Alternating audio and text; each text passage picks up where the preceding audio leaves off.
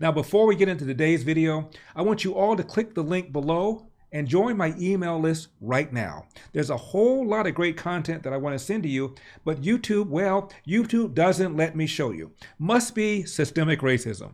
They deleted a bunch of our videos, but that will not stop me from telling you the truth. So join my email list right now. The link is in the description. Sam Harris is a critic, a pundit. He's left-wing. Here's what he said about the suppression of the Hunter Biden laptop story. And remember, 16% of Biden voters say, had they known about this story, which was shut down by Twitter, even the CEO of Twitter, Jack Dorsey, said they shouldn't have done it. But here's Sam Harris's take on the shutdown of the Hunter Biden laptop story. I mean, Hunter Biden, at that point, Hunter Biden literally could have had the corpses of children in his basement.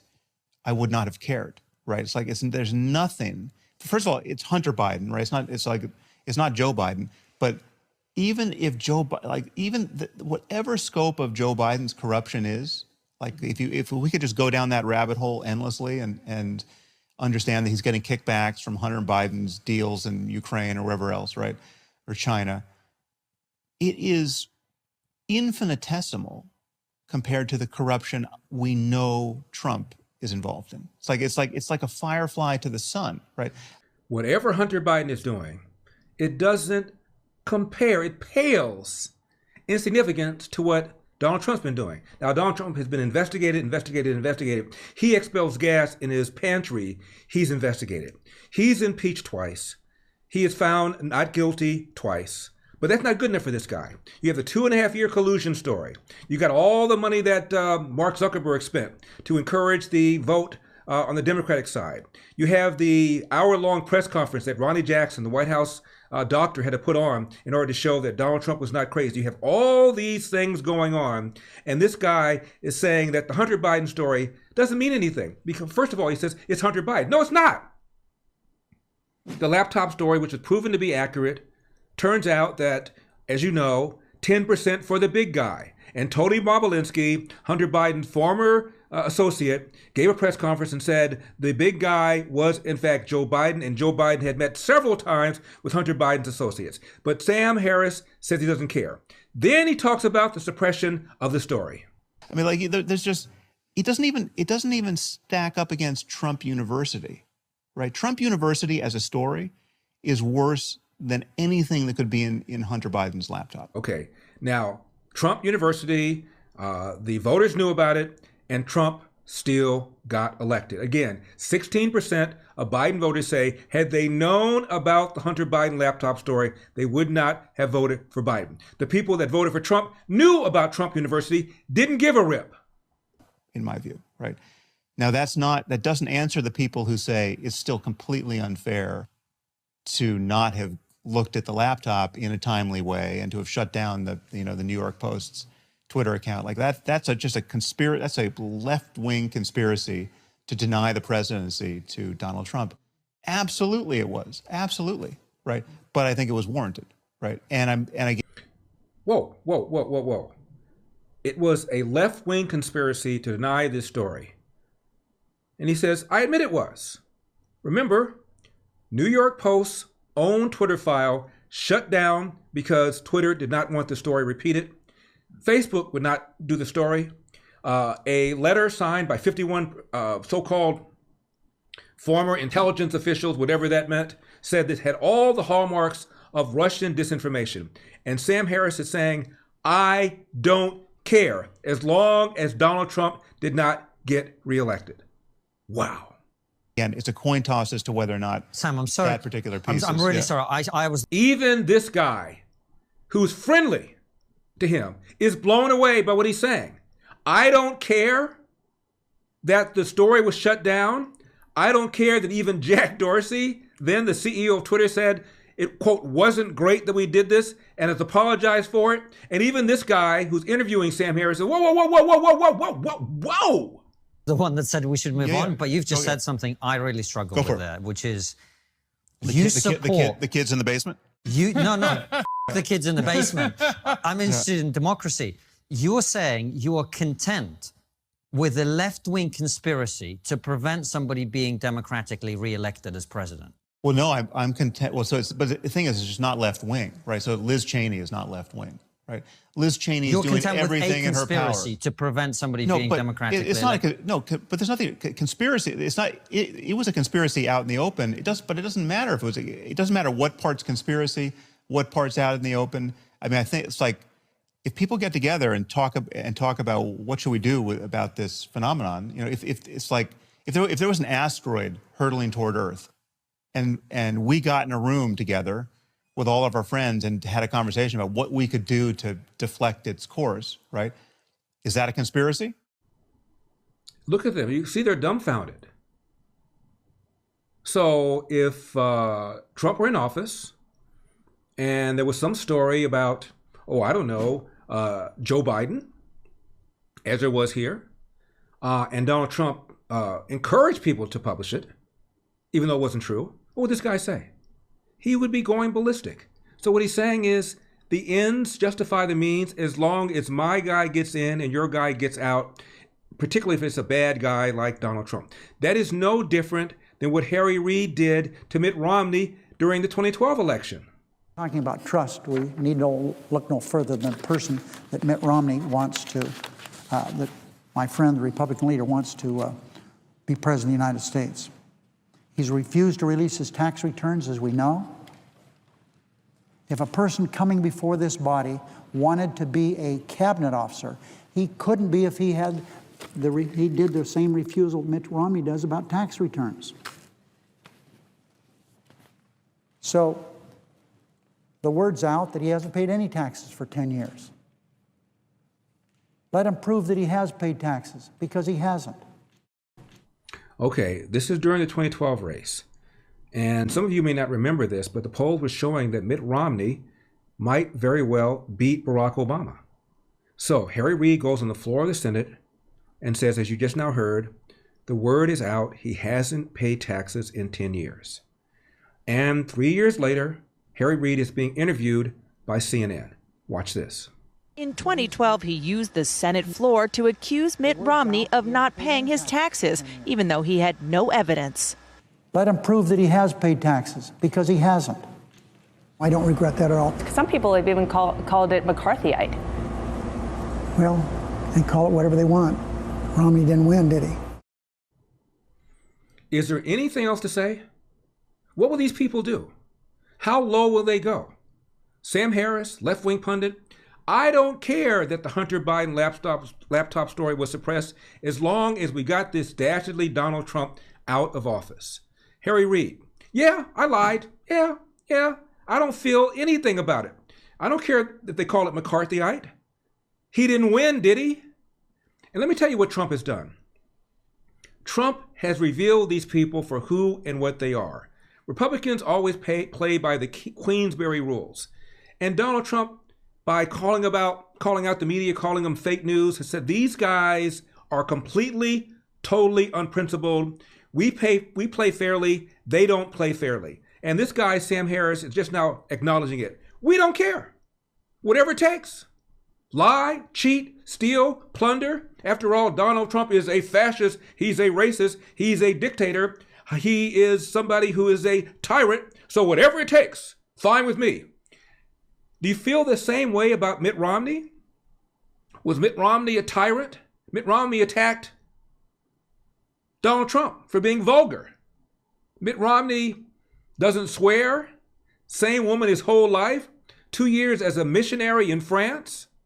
Doesn't drink coffee. Doesn't smoke cigars. Doesn't smoke cigarettes. And he was so repulsive for the Democrats. The possibility of him possibly beating Barack Obama was so unacceptable. Harry Reid goes on the floor of the Senate, flat out lies. And then a few years later, kicks back.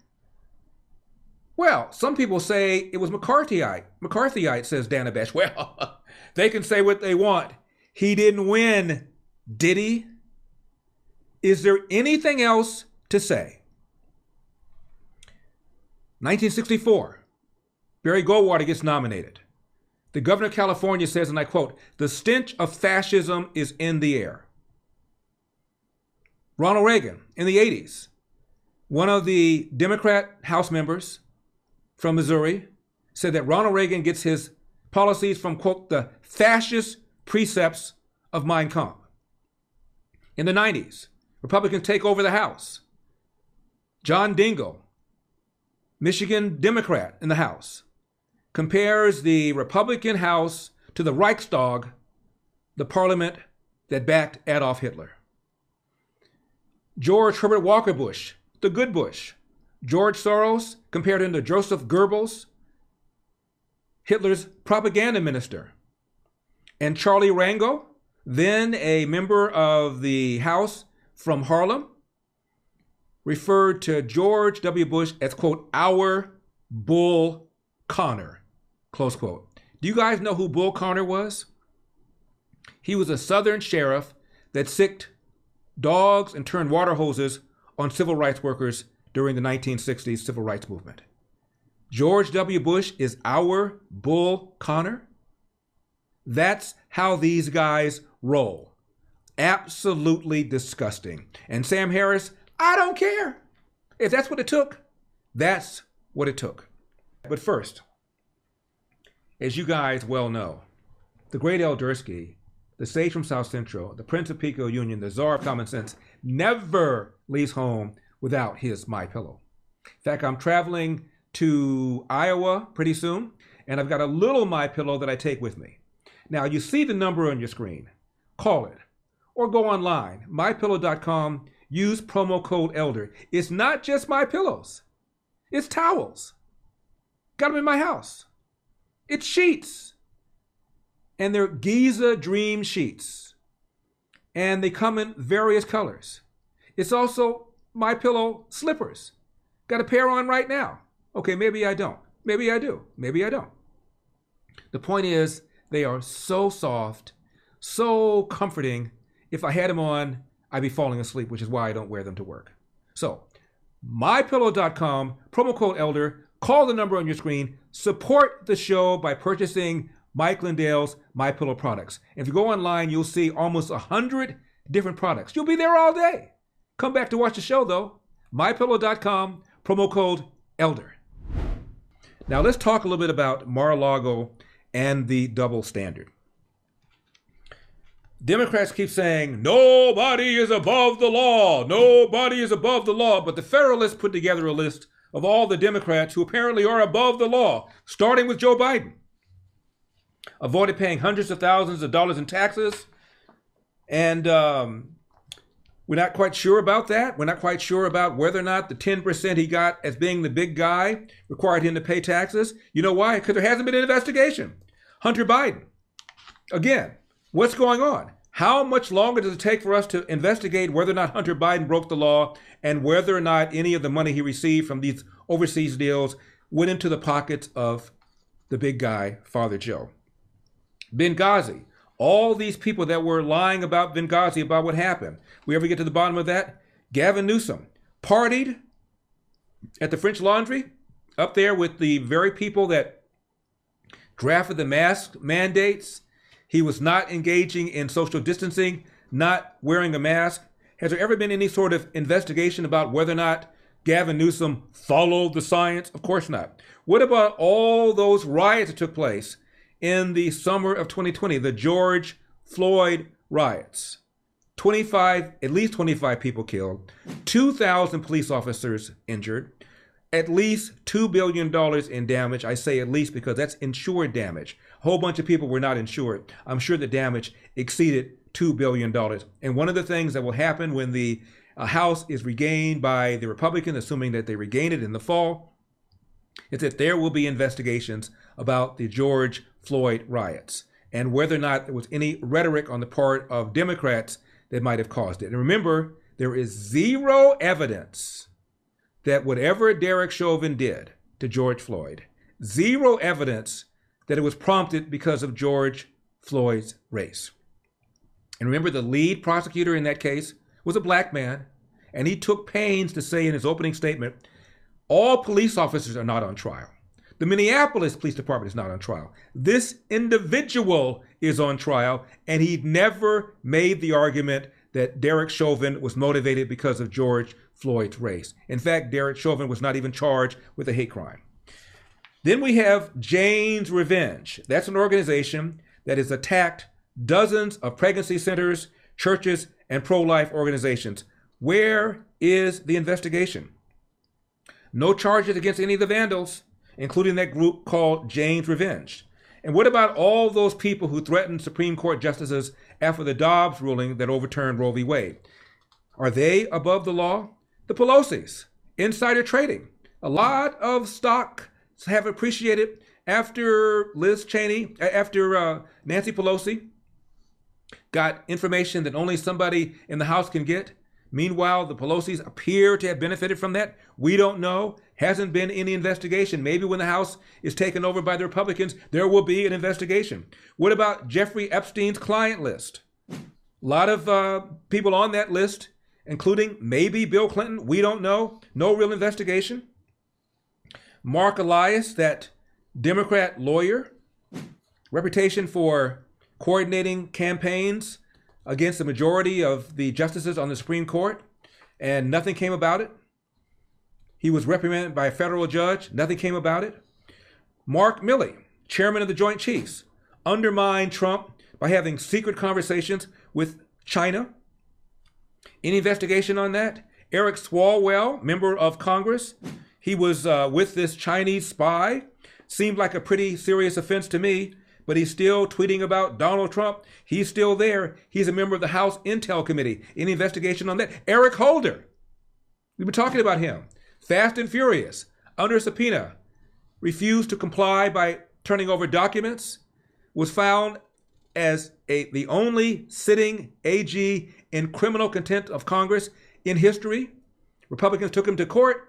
Judge appointed by Barack Obama allowed negotiations to go back and forth until 5 years later. 5 years later, documents were turned over.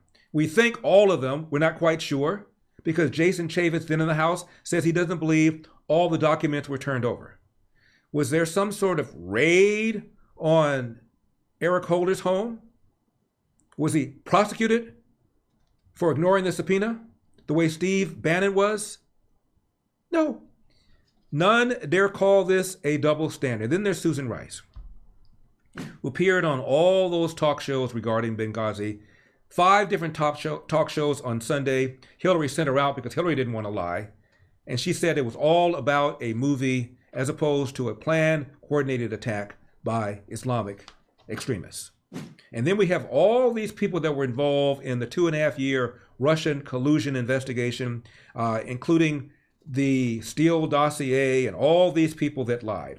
Has anybody going to be held accountable for all of that? But nobody's above the law except that list of people that I just now mentioned in Federalist. Hope you enjoyed that video. The full show is available to watch right now on Epoch TV. Just click the link in the description below to learn more, because we've got a country to save.